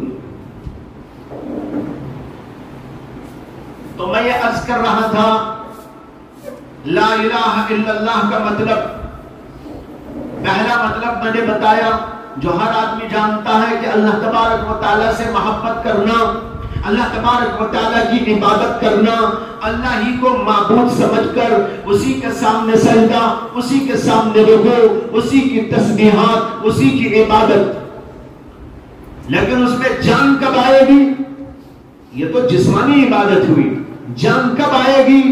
جب دل کے اندر اللہ کی محبت گھس جائے گی، اور وہ اللہ کی محبت یہ تو آتی ہے جیسے کہ میں نے کہا چیزوں کو دیکھو اور اللہ کے جمال و کمال کے نمونے دیکھتے چلے جاؤ، اس سے خدا کی محبت اندر گھستی چلی جائے گی، اور دوسرے اللہ کے نیک لوگوں سے تعلق پیدا کرو، ان کے ذریعے ہم خدا تک پہنچ سکتے ہیں۔ ان دو واسطوں اور طریقوں سے اللہ تک پہنچ سکتے ہیں، اللہ کی محبت کو حاصل کر سکتے ہیں۔ اب میں آگے بڑھتا ہوں کہ جب آدمی عبادت کرے اللہ کی، اور وہ عبادت کرے اللہ کی محبت کے ساتھ، اور لا الہ الا اللہ، اور پھر لا محبوب الا اللہ، تو پھر ایک قدم اور آگے ہے۔ وہ قدم یہ ہے کہ جب اللہ ہی کو محبوب بنا لیا تو اللہ ہی کو مقصود بھی بنا لے گا۔ کیا بنا لے گا؟ مقصود۔ میرا مقصود کچھ نہیں۔ دیکھو دنیا میں بھی بہت سارے لوگوں سے محبت کرتے ہیں، تو کہتے ہیں ہمیں کچھ نہیں چاہیے، وہ چاہیے۔ مان لوگ عورتوں سے محبت کر لیتے ہیں، اسے کچھ بھی سمجھا دو، اس کے دل میں ایسا گھس جاتی ہے وہ کہتا ہے میں مر جاؤں گا لیکن اسی کو لوں گا۔ مقصود بنا لیتا ہے کہ نہیں بنا لیتا؟ مقام محبوبیت سے مقام مقصودیت پیدا ہوتی ہے۔ جب اللہ کی محبوبیت آ جاتی ہے تو پھر بندہ اللہ تبارک و تعالیٰ کو مقصود بنا لیتا ہے. میرے جینے کا کوئی مقصد نہیں سوائے اللہ. اور اسی مضمون کو قرآن نے بیان فرمایا. نبی اکرم صلی اللہ علیہ وسلم کو اللہ نے فرمایا اے نبی آپ کہیے ان صلاتی و نسکی و محیای و مماتی للہ رب العالمین. مقصودیت کا مقام بتایا کہ نہیں بتایا؟ بلا شبہ میری نماز، بلا شبہ میرا حج یا قربانی، دونوں ترجمے ہیں اس کے، اور میرا جینا اور میرا مرنا للہ اللہ رب العالمین کے لیے. میرا مقصود وہ میں جیوں تو اس کے لیے، میں مروں تو اس کے لیے، میں کچھ کروں تو اس کے لیے، میں اٹھوں تو اس کے لیے، میں بیٹھوں تو اس کے لیے، میں پڑھاؤں تو اس کے لیے، میں واس کہوں تو اس کے لیے، میں نماز پڑھوں تو اس کے لیے، میں کسی سے بات کروں تو اس کے لیے. میری ہر چیز کا مقصود اللہ. اسی کو کہتے ہیں نبی اکرم صلی اللہ علیہ وسلم انما الاعمال بالنیات. دیکھو نیت یہ ہونا چاہیے اللہ. اسی حدیث میں آگے ہے انما الاعمال بالنیات وانما لامرئ ما نوى من كانت هجرته الى الله ورسوله فهجرته الى الله ورسوله ومن كانت هجرته الى دنيا يصيبها او امرأة ينكحها فهجرته الى ما هاجر اليه. جس نے ہجرت کی اللہ کے لیے، اللہ کے رسول کے لیے، اس کی ہجرت تو اللہ اور اللہ کے رسول کے لیے ہے. اور جس نے ہجرت کی دنیا کمانے کے لیے، یا جس نے ہجرت کی کسی عورت سے شادی رچانے کے لیے، اس کی ہجرت تو اس کی طرف ہے جس کی نیت سے وہ گیا ہے. یہاں بھی اللہ کے نبی صلی اللہ علیہ وسلم کے کمال کلام کے ایک کمال کا تذکرہ کرتا ہوں. دیکھو اس میں دو جملے. پہلا جملہ ہے من کانت ہجرتہ الی اللہ ورسولہ فہجرتہ الی اللہ ورسولہ. الی اللہ ورسولہ کو ایک ہی جملے میں دو بار دہرایا. جس کی ہجرت اللہ کے لیے ہے، اللہ کے رسول کے لیے ہے، اس کی ہجرت واقعتاً اور حقیقتاً اللہ ہی کے لیے ہے، اللہ کے رسول کے لیے ہے. اللہ کا نام، رسول کا نام دو دفعہ آیا کہ نہیں آیا؟ آیا. اب آگے دیکھیے دوسرے جملے میں کہتے ہیں وَمَنْ كَانَتْ هِجْرَتُهُ إِلَى دُنْيَا يُصِيبُهَا. جس آدمی نے ہجرت کی دنیا کمانے کے لیے، اب امرأة ينكحها، یا کسی عورت سے شادی رچانے کے لیے، تو آگے کہتے ہیں فَهِجْرَتُهُ إِلَى مَا هَاجَرَ إِلَيْهِ. یہاں یوں نہیں کہا من کانت ہجرتہ الی دنیا او امرأة ينكحها فہجرتہ الی دنیا وہجرتہ الی مرأة. اس کو نہیں دہرایا. رسول اور اللہ کے رسول کے نام کو دہرایا، لیکن دنیا کا لفظ ایک دفعہ استعمال کیا، عورت کا لفظ ایک دفعہ استعمال کیا. جب آگے اسی جملے کو پورا کرنا تھا مجملاً مبہماً کہہ دیا فَهِجْرَتُهُ إِلَى مَا هَاجَرَ إِلَيْهِ. جس کی نیت سے ہجرت کی اس کی طرف اس کی ہجرت ہے. نکتہ یہ ہے اللہ اور اللہ کے رسول کا نام جتنا لو مزیدار ہے، جتنا لو مزیدار ہے. 100 دفعہ بولتے رہو اللہ اللہ اللہ، رسول رسول رسول. یہ مقدس الفاظ جتنا آپ بولیں گے مزہ ہے، جتنا آپ بولیں گے ثواب ہے، جتنا آپ بولیں گے روحانیت میں تازگی ہے، جتنا آپ بولیں گے روحانیت میں کمال ہے. لیکن دنیا بھی اور عورت کا نام یہ ایک دفعہ تو ضرورتاً بتانے سمجھانے کے لیے تو لے لیا، لیکن دوبارہ لینا بھی اللہ کے نبی کو گوارا نہ ہوا. یہ تھرڈ کلاس قسم کی چیزوں کا نام بار بار کیا زبان سے لو. یہ ہے نبی کے کلام کی بلاوت. بہرحال اس حدیث میں یہ بتایا مقصود اللہ کی ذات. کھانے میں پینے میں ہم کھانا کھائیں، کیوں کھانا کھانا ہے؟ اس لیے سمجھ کر کھاؤ کہ اللہ کی اس نعمت کو میں کھاؤں گا، میرے اندر قوت و طاقت آئے گی، میرا دماغ درست رہے گا، میرا خون دوڑتا رہے گا، میرا قلب کام کرتا رہے گا، آنکھیں اپنا کام کرتی رہے گی، اور میرے جسم کے اندر قوت و طاقت باقی رہے گی، اور پھر اس کے ذریعے سے میں اللہ کا کام کروں گا، اللہ کی عبادت کروں گا، اللہ کی خوشنودی کے کام انجام دوں گا، اللہ تبارک و تعالیٰ کی رضا جوئی کے لیے اپنے تن من دھن کی بازی لگا دوں گا. اس کے لیے میرے اندر قوت آنا ہے، اس کے لیے میرے اندر طاقت آنا ہے، اس کے لیے مجھے کام کرنا ہے. یہ مقصودیت خدا بندی کا درجہ ہے، یہ اس سے اوپر والا ہے. یہاں پر کھاؤ تو بھی، عبادت کرو تو بھی، اور کام کرو تو بھی، جو کام بھی کرو اس میں سب کے اندر اللہ کو مقصود بنا کر کام کیا کرو. مومن جب اس مقام پر پہنچتا ہے تو اس کا کوئی بھی کام اللہ کی مرضی اور اللہ کی مقصودیت کے خلاف نہیں ہوا. معلوم ہوا کہ لا الہ الا اللہ کے مفہوم میں داخل ہے لا مقصود الا اللہ، میرا کوئی مقصود نہیں سوائے اللہ کے. میں کھاتا ہوں تو اس کے لیے، میں پیتا ہوں تو اس کے لیے، بلکہ میں سوتا ہوں تو اس کے لیے. سوتا ہوں تاکہ سونے کے بعد اٹھ کر عبادت کیا کرو. نیت ابھی کر لو آپ لوگ مقصودیت کی کہ میرا مقصود صرف اللہ ہے. دوا کھاتا ہوں تو اللہ کے لیے، طبیعت ٹھیک رہے اور میں اللہ کا کام کرتا رہوں، اس کے لیے مجھے کام کرنا ہے. لہذا مقصودیت کا درجہ مومن کا تیسرا مقام ہے. لا الہ الا اللہ کے مراحل کا تیسرا مرتبہ ہے. ایک بزرگ کا قصہ شیخ الحدیث مولانا زکریا صاحب کانلبی نے ذکر کیا کہ ایک جگہ پر ایک بزرگ رہتے تھے اور اس کے قریب ایک جو ہے نہر بہتی تھی، اور اس نہر کے پاس ایک اور بزرگ رہا کرتے تھے. وہ بزرگ جو ادھر رہتے تھے وہ لنگڑے لولے، چلنے اور پھرنے سے قاصر و عاجز.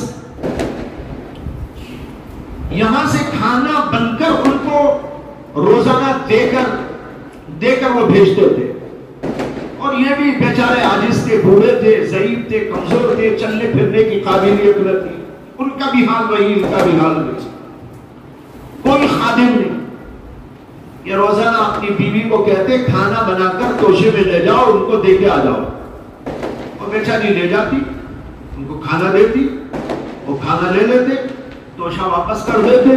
روزانہ قصہ چلتا رہتا تھا. ایک بار ایسا ہوا کہ بہت زوردار بارشیں ہوئی، سیلاب اور طوفان آ گیا، اور سیلاب اور طوفان کی وجہ سے وہ نہر ایسی بھر کے چلنے لگی کہ اسے پار کر کے جانے کا کوئی سامان نہ تھا، اس لیے کہ جو کشتیاں چلتی تھی وہ بھی سب فیل ہو گئی. لیکن کھانا تو پہنچانا تھا. تو ان بزرگ نے کہا کہ بھائی کھانا بن گیا. ہاں کھانا بن گیا، لیکن اب تو راستہ بند ہے، ندی پار کرنے کا کوئی ذریعہ اور راستہ نہیں. انہوں نے کہا تم ایسا کرو، کھانا باندھ لو، لے جاؤ، اور جب نہر کے کنارے پہنچو وہاں اللہ سے یہ دعا کر دینا، اے اللہ میرے شوہر کے واسطے سے تیرے سے دعا کرتی ہوں جو کبھی بھی اپنی بیوی سے ملاقات نہیں کیا، اس کے واسطے سے دعا کرتی ہوں کہ مجھے راستہ دے دے. یہ بولتے ہی وہاں راستہ ہو گیا. راستہ ہو گیا تو بیچاری پار کر کے چلی گئی. کھانا ان کو دے کر واپس آئی. واپس آتے آتے سوچنے لگی کہ میں جب آئی تھی یہ بول کر آئی، راستہ مل گیا، اب کیسے جاؤں؟ انہوں نے کہا جاتے جاتے یوں کہہ کے جانا اے اللہ اس آدمی کا واسطہ جس نے کبھی کھانا نہیں کھایا مجھے راستہ دے دے. وہ آئی اور بولتے ہی راستہ مل گیا, پار ہو کے آ گئی, اپنے شوہر کے پاس میں آئی. شوہر سے ناس کی باتیں تو ہو ہی سکتی ہیں.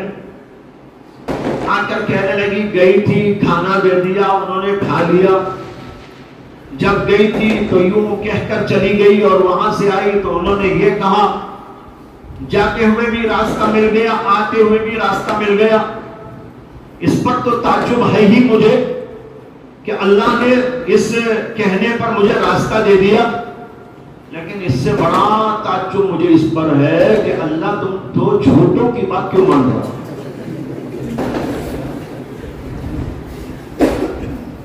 خیر اللہ کی قدرت ہے ٹھیک ہے, لیکن یہ نہیں سمجھ میں آیا ایک جھوٹے تم ایک جھوٹے وہ. اگر تم نے کبھی میرے سے ملا نہیں ہے بچے کچے کس کے, ہاں اللہ تمہاری مان رہا اور راستہ بھی دے دے رہا, اور وہ بیچارے کھا رہے ہیں, روز میں کھلا کھلا کے آ رہا ہوں, روز کھلا کھلا کے آ رہا ہوں, اب بھی کھلا کے آئی اور کہہ رہے ہیں اسے اللہ اس کا واسطہ جس نے کبھی کھانا نہیں کھایا. یہ میری سمجھ میں نہیں آیا, چھوٹوں کی بات اللہ کے ہاں کیوں چل رہی ہے. خیر اس نے اپنے ناز میں شوہر سے کہہ دیا, تو جب کہا تو بزرگ نے جواب دیا کہ نہ میں جھوٹا نہ وہ جھوٹے. بات دراصل یہ ہے کہ ہم نے کبھی بھی محض اپنی خواہش نفس پورا کرنے کے لیے تمہارے سے ملاقات نہیں کی, محض اللہ کے حکم کو پورا کرنے کے لیے. اور بزرگ نے بھی کھانا کھایا, ہمیشہ کھاتے ہیں, لیکن محض نفسانی تقاضے سے نہیں کھاتے. اس لیے انہوں نے جو کہا وہ بھی صحیح, جو میں نے کہا وہ بھی صحیح. کبھی ملاقات نہیں کی یعنی نفس کے لیے, کبھی کھانا نہیں کھایا محض نفسانی خواہش کے لیے, بلکہ اللہ کا حکم سمجھ کر اللہ کے حکم کو پورا کرنے کے لیے کیا جو بھی کیا. یہ ہے بھائیوں وہ مقصودیت والا مقام کہ آدمی لا الہ الا اللہ پڑھتے ہوئے یہ دل میں جمائے, لا محبوب الا اللہ ولا مقصود الا اللہ, میرا محبوب کوئی نہیں سوائے خدا کے, اور کوئی میرا مقصود نہیں, میرا محبوب نہیں سوائے اللہ کے, اور کوئی میرا مقصود نہیں سوائے اللہ کے. اللہ کو مقصود بنا کر زندگی گزارے. یہ حیرت انگیز واقعہ آپ کو اسی لیے سنایا. حضرات صحابہ تابعین, خود رسول اکرم صلی اللہ علیہ وسلم کی زندگی یہ اس بات کی دلیل ہے کہ یہ حضرات اپنی زندگی کا مقصود اللہ کو بنائے ہوئے تھے. لہذا اپنی زندگی کا مقصود بناؤ اللہ. جب آپ اپنی زندگی میں اللہ کو مقصود بنا لیں گے, کچھ بھی آپ کو پیش آئے, طبعی طور پر ہو سکتا ہے کہ کچھ جو ہے آپ اس سے متاثر ہو یا اور کچھ ہو, لیکن جب آپ اللہ کو مقصود بنا کر کام کرتے رہیں گے تو عقلی طور پر اطمینان قلب بھی آپ کو ملے گا, اطمینان. اور ہمیں یہ سوچ کر ہر کام کرنا ہے کہ چونکہ اللہ کو مجھے مقصود بنانا ہے, اللہ کو منظور میرے کام کرانا ہے, اس لیے جو کام بھی آپ کریں گے وہ اللہ کے حکم کے مطابق کریں گے. کسی نے گالی دے دی, کسی نے برا بھلا کہہ دیا, کسی نے اور کوئی انداز اختیار کر لیا, لیکن آپ کہیں گے ارے مجھے تو اللہ کو راضی کرنا ہے. گالی کا جواب گالی سے نہیں دینا, برائی کا جواب برائی سے نہیں دینا, دشمن کے جواب دشمنی سے نہیں دینا, فلاں غلط کا جواب غلط سے نہیں دینا. قرآن میں کیا اچھی بات فرمائی اللہ تعالیٰ نے. اللہ نے کہا ادفع باللتی ہی احسن السیئہ, جو برائی ہے اس برائی کو اچھائی کے ذریعے دفع کرو. برائی کو نیکی سے، برائی کو، قباحت کو اچھائی اور نیکی سے، اس سے دفع کرو. ادفع باللتی ہی احسن، جو احسن ہے، بہترین طریقہ ہے، بہترین اسلوب ہے، اس کے ذریعے سے برائی کو دور کرو. جب برائی کا جواب بھلائی سے آپ دیں گے، کہتے ہیں فَإِذَا الَّذِي بَيْنَكَ وَبَيْنَهُ عَدَاوَةٌ كَأَنَّهُ وَلِيٌّ حَمِيمٌ، تیرے درمیان اور اس کے درمیان جو دشمنی اور عداوت تھی وہ اچانک تبدیل ہو کر پیار و محبت پیدا ہو جائے گی. كَأَنَّهُ وَلِيٌّ حَمِيمٌ، وہ تمہارا جگری دوست بن جائے گا. یہ کب ہوگا؟ جب تم اللہ کے واسطے برائی کا جواب برائی سے نہیں، عداوت کا جواب عداوت سے نہیں، شر کا جواب شر سے نہیں، بلکہ اللہ کی خاطر اس حکم پر عمل کرتے ہوئے اللہ کو منظور بنا کر، اللہ کو مقصود بنا کر کام کریں گے تو پھر آپ کے لیے یہ سب کچھ ہو. بہت پہلے کی بات یاد آ رہی ہے مجھے کہ میں ہندو پور میں ایک جلسے میں گیا تھا. جلسے کے بعد جہاں قیام تھا وہاں پر مجھے لوگوں نے بتایا کہ ایک عورت ہے جو آپ سے کچھ بات کرنا چاہتی ہے، وہ آئی ہوئی ہے. میں نے کہا ٹھیک ہے، اس کو پردے پہ بٹھا دیا گیا. اس عورت نے مجھ سے کہا اپنے شوہر کے بارے میں بہت کچھ کہا، وہ ایسا کرتا ہے، وہ ایسا کرتا ہے، یہ کرتا ہے، وہ کرتا ہے، فلاں کرتا ہے. میں تنگ آ کر اب تو خودکشی کرنے کا ارادہ کر چکی ہوں. یہ اس کے الفاظ تھے.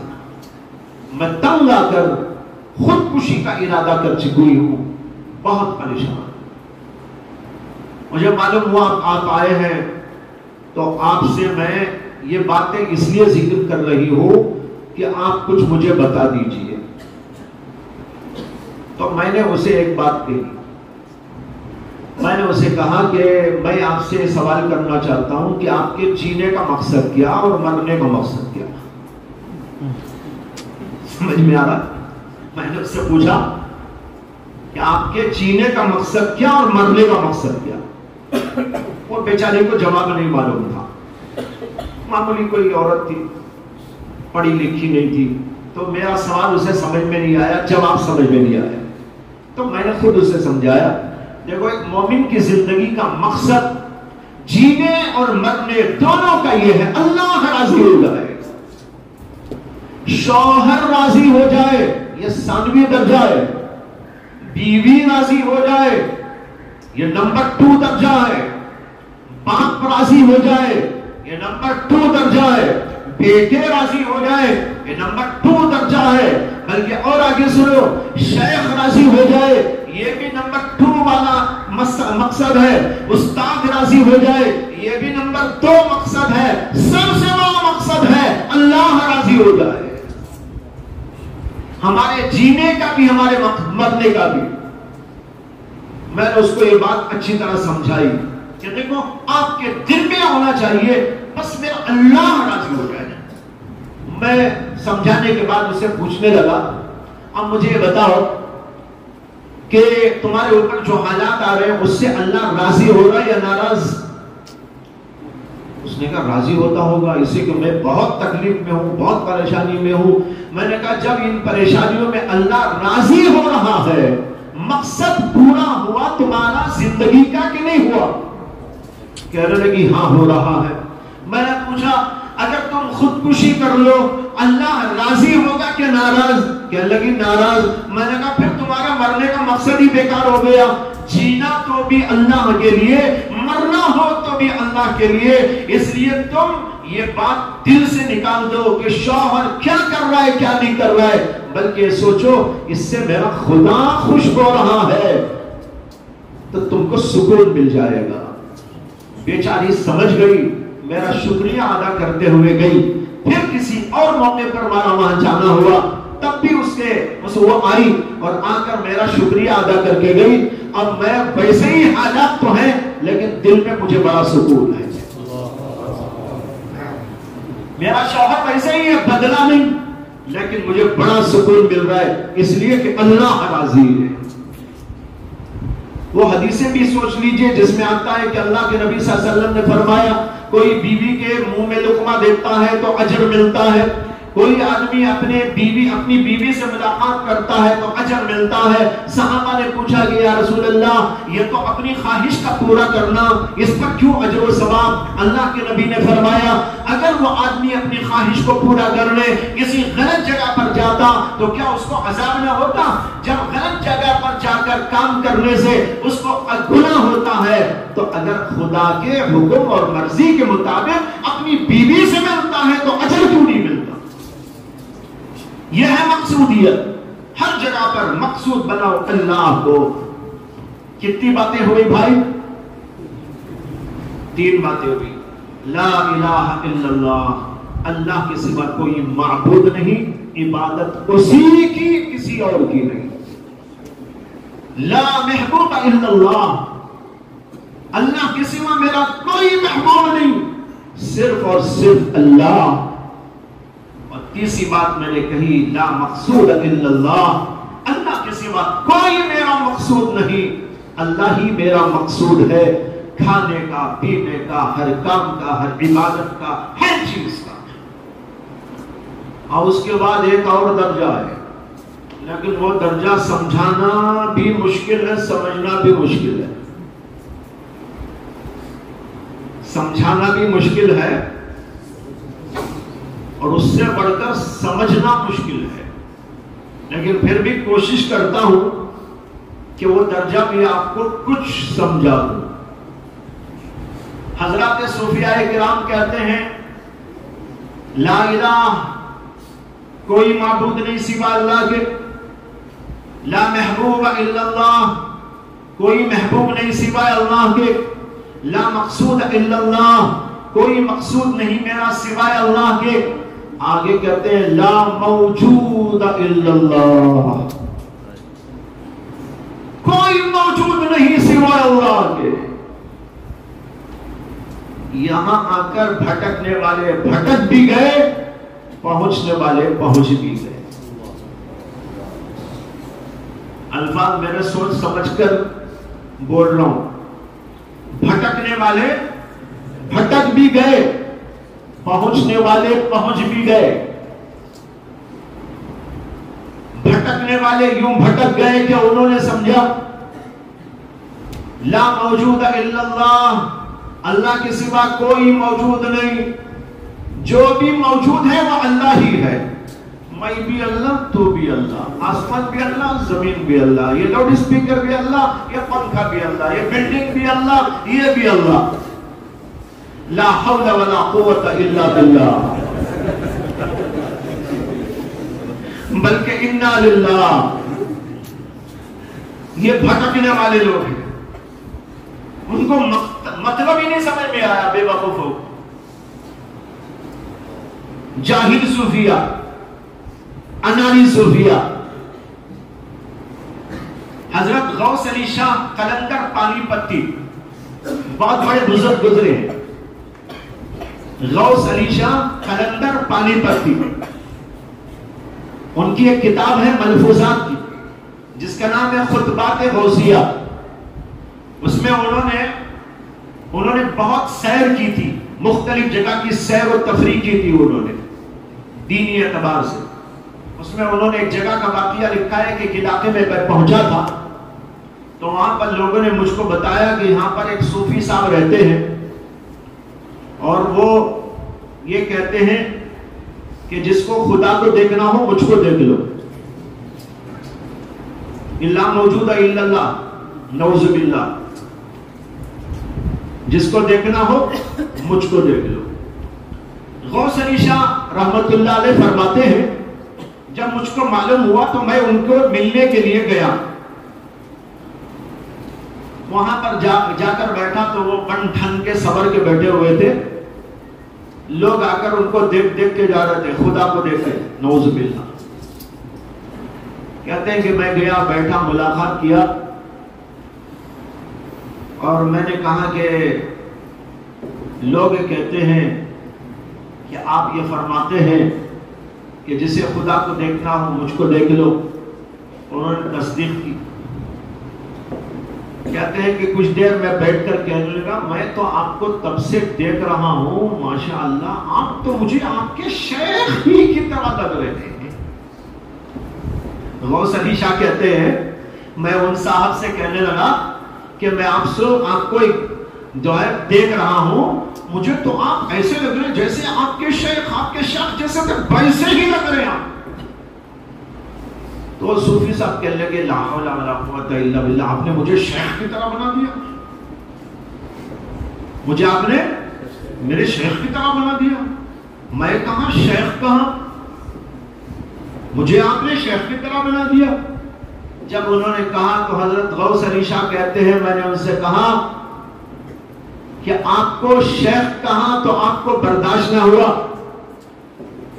لیکن آپ کو شرم نہیں آتی کہ آپ خدا بن کر بیٹھے ہوئے ہیں, اپنے آپ کو خدا بتا رہے, اللہ موجودہ کی تفسیر یہ کر رہے.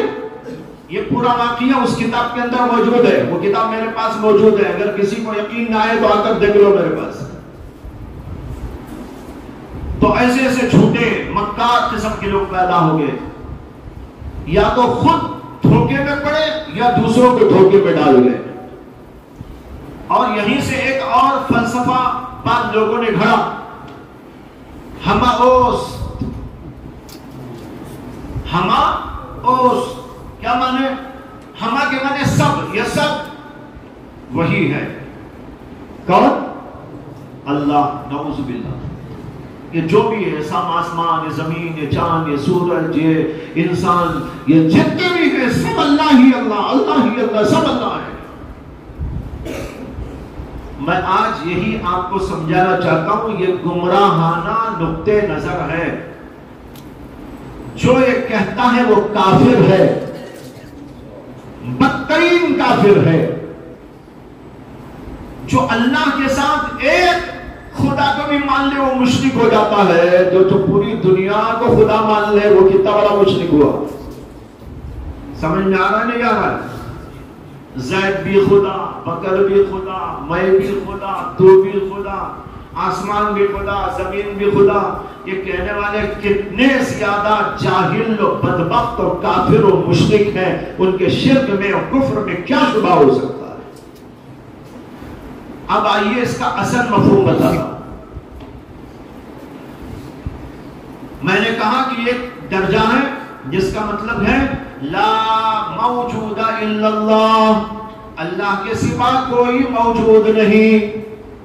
کیا مطلب؟ مطلب یہ ہے کہ اللہ کے سوا مستقلاً کوئی موجود نہیں, سب اللہ کے وجود کے تابع ہیں.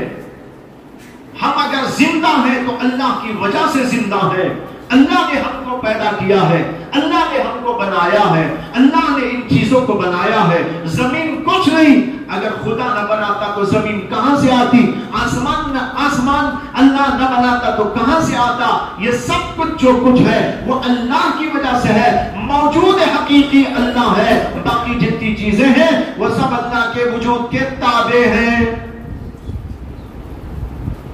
جب آدمی اللہ ہی اللہ کو دیکھتا رہتا ہے, اس کی نظر, اس کا قلب, اس کی ہر چیز اللہ پر جمی ہوئی ہوتی ہے, تو بھئی اللہ کے وجود کے سامنے ہر چیز اسے ناپید نظر آتی ہے.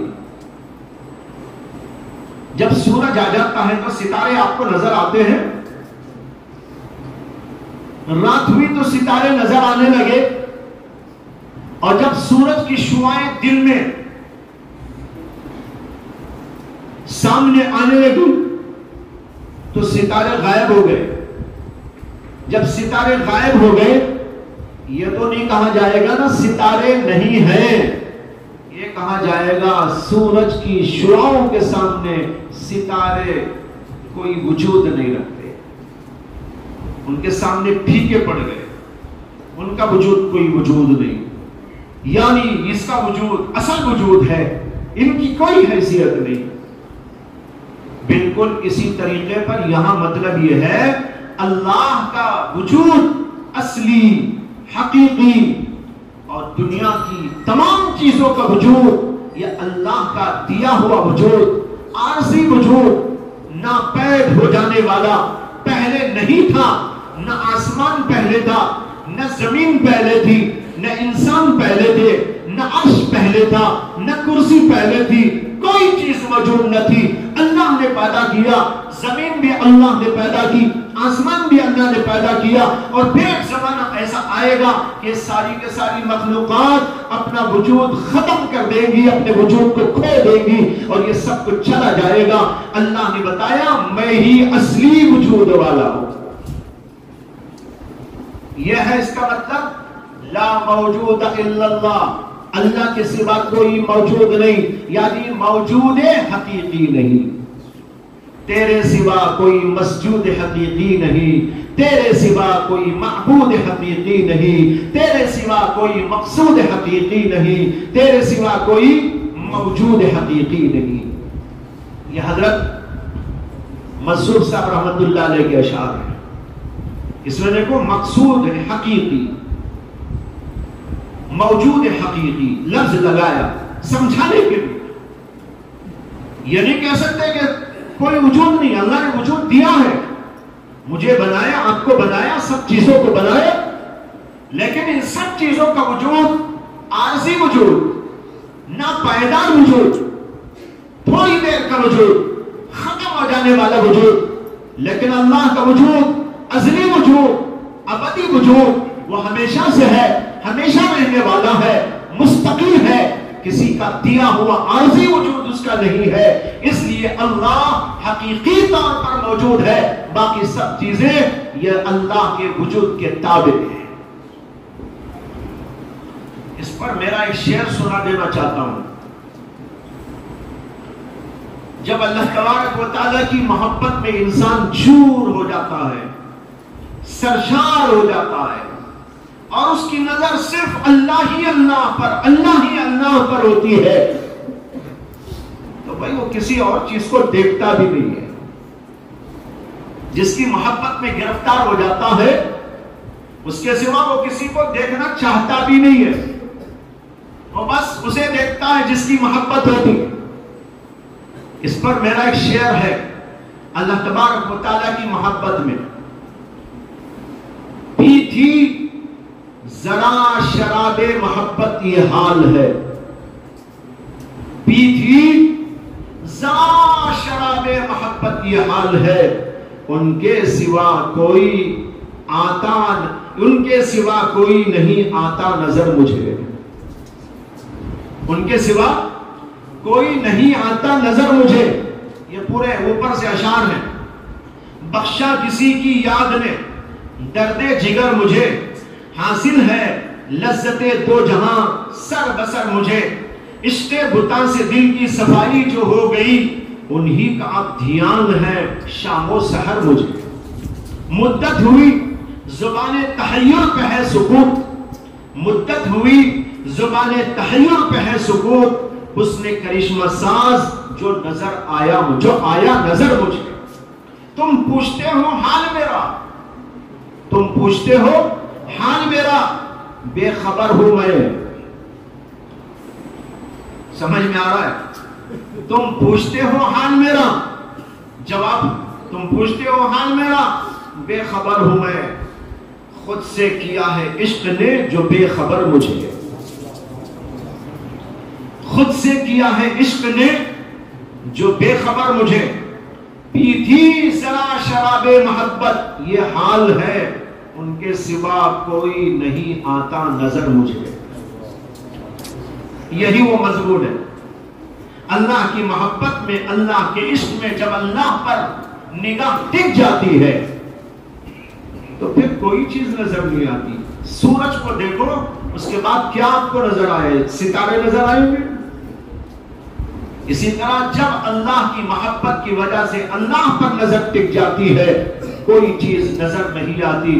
نظر نہ آنے کو بزرگوں نے یوں کہہ دیا، کہ کوئی موجود نہیں، لا موجودہ، لا موجودہ یا لا موجود، حقیقی موجود اللہ کے سوا کوئی نہیں ہے، سب کا وجود عارضی، سب کا وجود ناپائیدار، ایسا جیسے کہ سورج کے سامنے کوئی چیز نظر نہیں آتی۔ اس کو یاد رکھنا چاہیے، یہ ہے 4 مراتب لا الہ الا اللہ کے۔